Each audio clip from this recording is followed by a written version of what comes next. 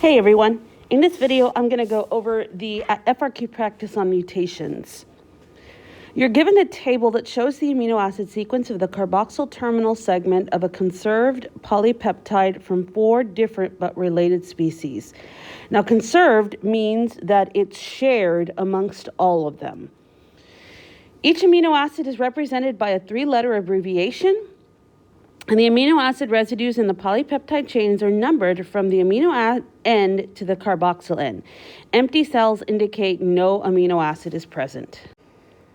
Then they give you the table here with the information that you need to be able to look at to answer the question, which is, if species 1 is the correct sequence, what type of mutation likely occurred in species 2, 3, and then in 4?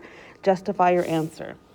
So species 1 is supposed to be the original sequence of amino acids. So here's species 1, and you can see here that these are the positions. So for example, in all of these species, they have valine as the first amino acid.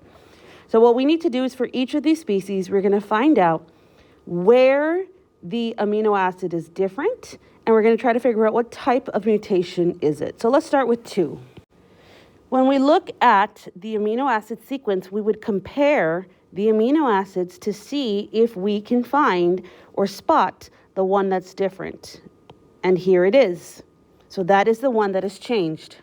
So now that we know where the change occurs, we need to figure out what type of mutation it is.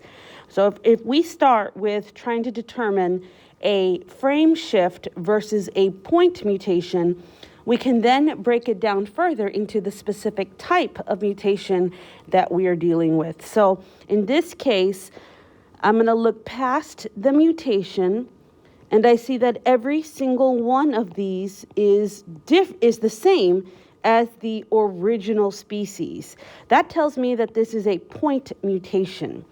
And then I can specify it even further to say that this is a missense mutation.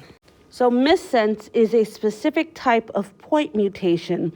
And when the amino acids after the mutation stay the same, that helps me identify it as the point mutation. But more specifically, since this mutation only resulted in a different amino acid here, this is what's known as a missense.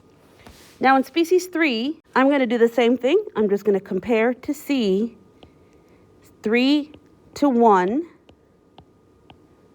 Everything seems to be in order. Everything is the same.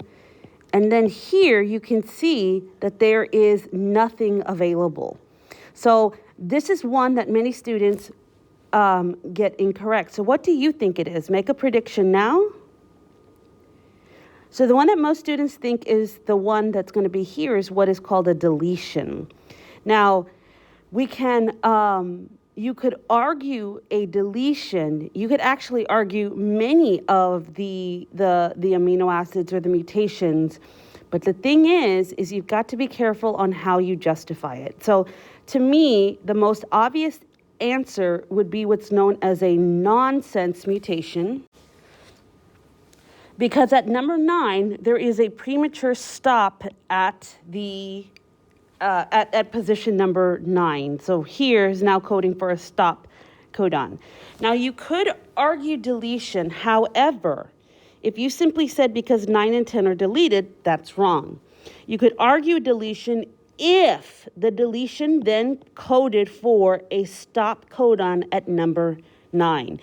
You could also argue an insertion as long as you said that the insertion now codes for a stop codon here at number 9. The key thing is that you have to talk about the stop codon here at number 9. If you simply said it's a deletion because the 9 and 10 were deleted, that would not be a valid answer. So for species 4, again, we're going to compare valine to valine, histidine to histidine, leucine to leucine, valine to valine. Then we see here at number 5, this is a change. We went from arginine to gluten. After this, we keep going. So we've identified that the mutation must have occurred at number 5. But now moving forward, moving past the mutation, we got to double check. So you can see here it goes from this TRP to GLU, then we're going from alanine to histidine, and you can see that everything after this is changed.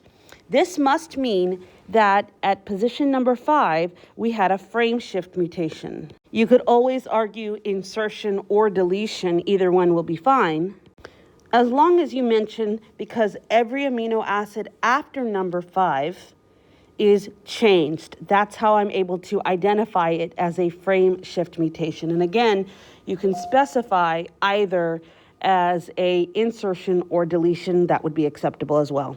I hope this video was helpful. Thanks for watching. Bye.